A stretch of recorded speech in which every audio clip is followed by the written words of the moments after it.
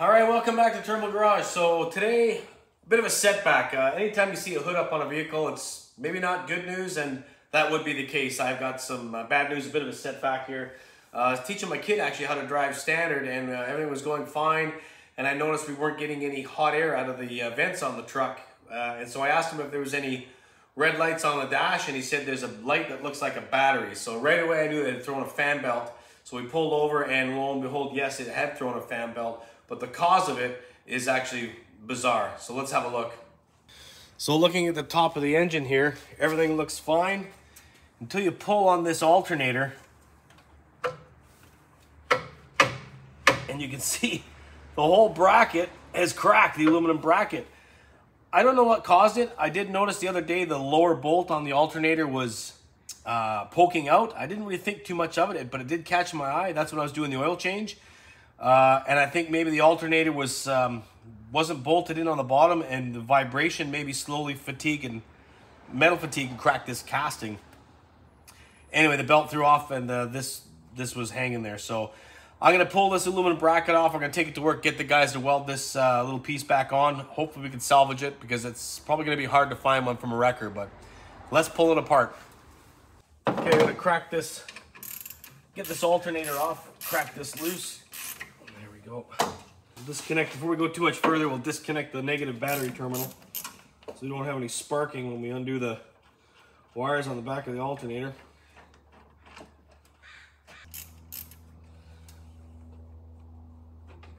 Yeah, there is something majorly wrong on this thing.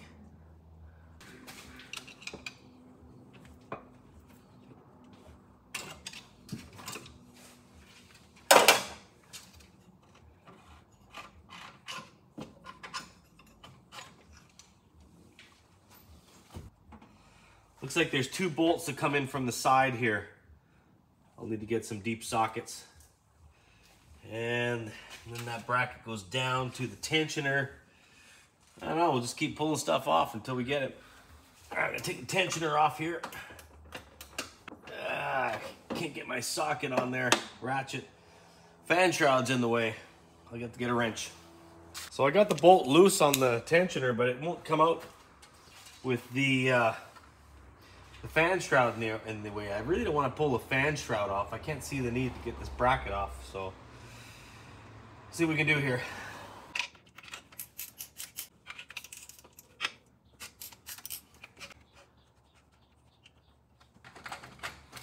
Looks like that's ready to come off. There's a bit of a wire harness in the way here. Let's see if we can get that out of the way.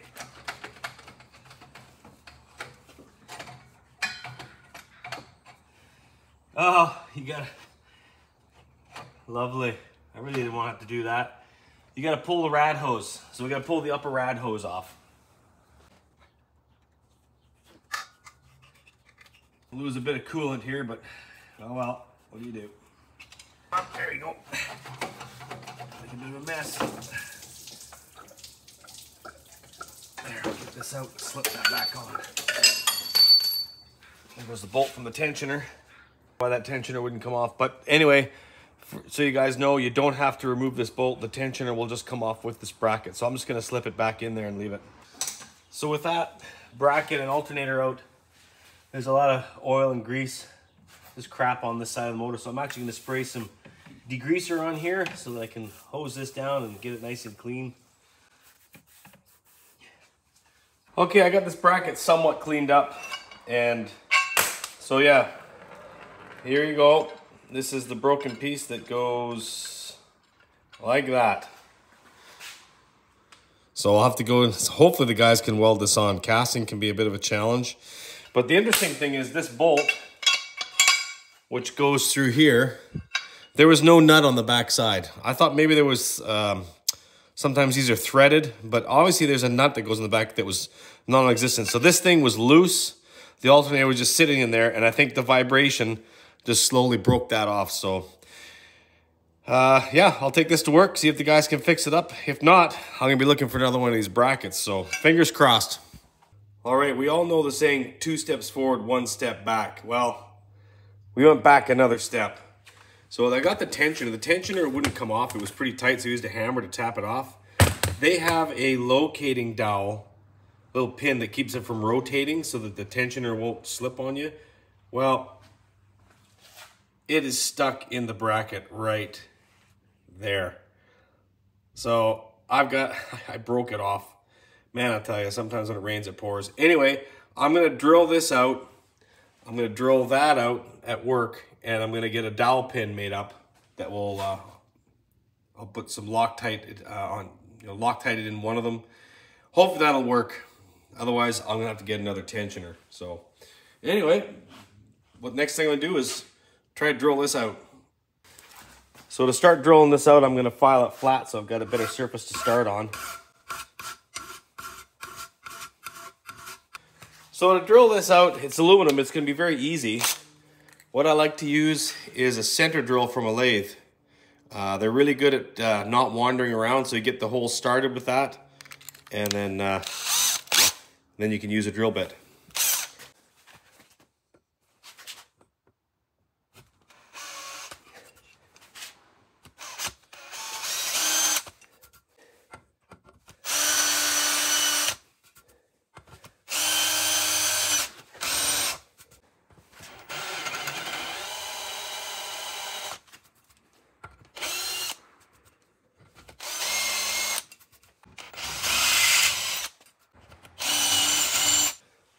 Lots of corrosion coming out of there, not just shaving.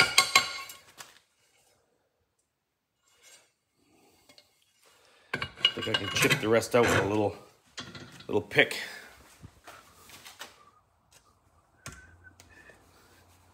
There we go.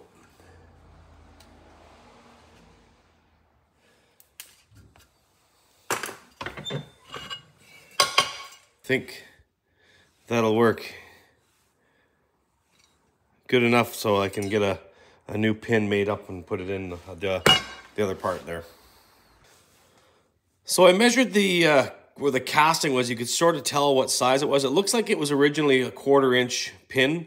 So I've drilled a hole that's actually 5/1000ths of an inch under a 1/4, and I'm gonna get a 1/4 inch dowel pin and press it into here. I might have to open up with an actual 1/4 inch, and I'll use some Loctite 609, which is a bearing retaining Loctite, and put the pin into that, and that should work. So save a few bucks if I can salvage this. All right, it's the next day. I'm feeling a little under the weather, so I might be kind of snotty and hacking here, but I managed to get this welded up. The guys at work did a great job to put that ear back on for me. So that's done. The bolt that holds the alternator bracket, holds the alternator, the threads are actually a little bit peened over from this bolt being loose and rattling inside here. So I've got a die nut that I'm just gonna chase that, and then I've got a new nut. In case you're curious, it's a 10 by 1.5 millimeter thread. And lastly, for the tensioner, I got a dowel pin that I'm gonna put into here, and that should solve my problem with the tensioner. So I'm gonna put the tensioner onto the bracket and then install the whole thing into the truck. All right, I'm pretty sure I can just give this a little tap in here, and I'm not gonna have to put some Loctite or drill it out bigger. It's just about goes in. Let's see. Oh, yeah. That'll do. Let's see if this lines up with the original bolt. Let's put that on there. Let's see. Oh yeah, no problem at all. It's gonna work perfectly. You betcha. Just ran the bolt down the die nut here, and if you can see, it didn't really do much machining, if you will. Just clean the threads up a bit so that now a nut will thread on nice. So we're good to go. Let's put it all in. To stick this bracket back in, we're gonna have to pop this hose off, slide it through here, and then there's two studs on the top that go through these two holes here, and then there's actually 2 bolts down the bottom. It's a bit of an ignorant spot to get this. Looks like this slips in behind a bracket, but anyway, let's get it in there.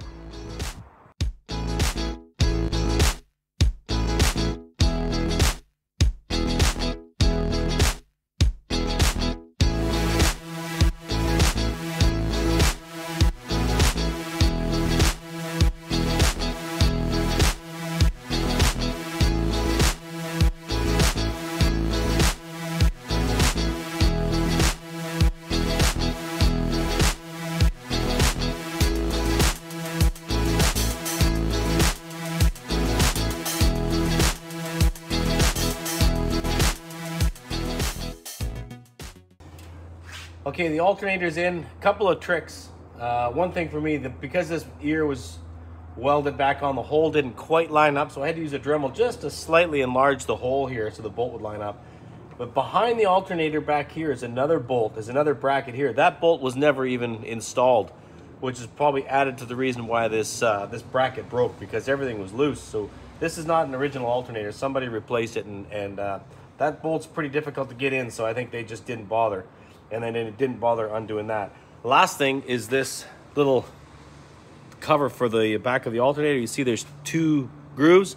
You gotta make sure these wires are orientated so that you can slip it over top like that. One comes each side. So just a couple tricks. Anyway, that's it. The next thing I'm gonna do actually is I'm gonna have to replace the valve cover gasket, because I notice it is leaking, which doesn't surprise me with the age. So I'm gonna pick up a valve cover gasket tomorrow and replace that, which will be really easy. But for now, I'm just gonna throw the belt on and this thing will be good to go. Okay, it's the next day and we're gonna get to this valve cover. I just went for a drive into town and no problem with the alternator and that bracket. Everything seems to be working good. Picked up a gasket and that's our next step. Let's throw it on. First thing I'm gonna do is pop the air cleaner off.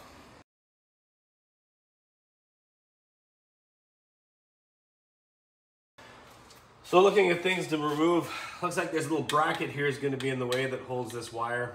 This looks like an extra nut for the thermostat housing. I'll pop that off. PCV valve should come off easy. And then the other things that are obvious is the spark plug wires will come out. So it looks like I can just push this little tab down and this will open up. I'll be able to slide the plug wires out so they can stay on. And I think that's going to be it. Then it's just a matter of undoing the look to be 7/16 bolts down around the valve cover and get it off.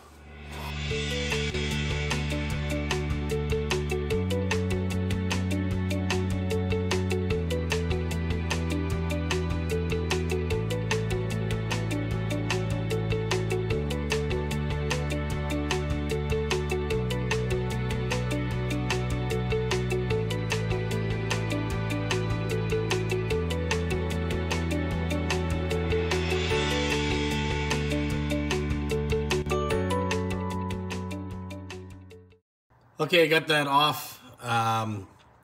Don't see anything out of the ordinary. It's pretty clean in there actually. There's no real sludge or anything.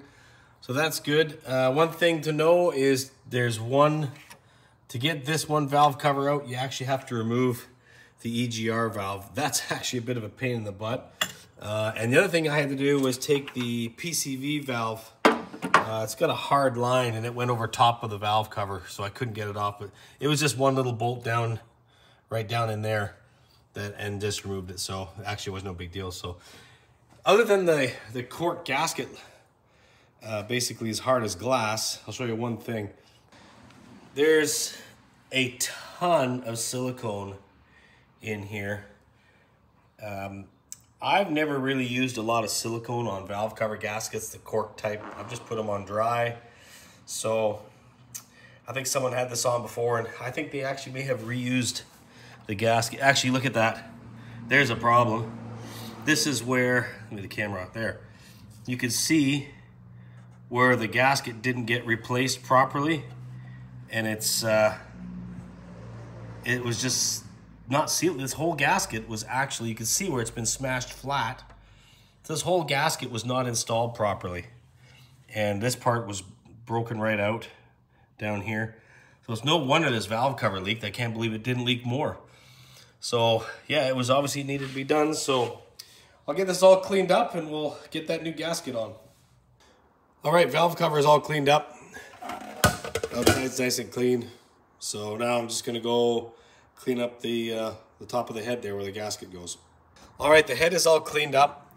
I got the surfaces all done. There was a little bit of silicone on there, not much. But one thing I did find, I am going to be putting some silicone is, I don't know if you can see it, right, put a finger on it, right here. There's a line there. It's almost like the when they machined it, it's a bit of an overlap, a few thousandths of an inch. So I'm going to put a dab of silicone on that. And there's a bit of a similar thing. Almost looks like a crack, but I look down the side of the head here and there is no crack. It's very strange. Maybe that's a common thing? I don't know, but I will be putting a little dab of silicone just on that imperfection in the surface. But anyway, let's throw this valve cover back on.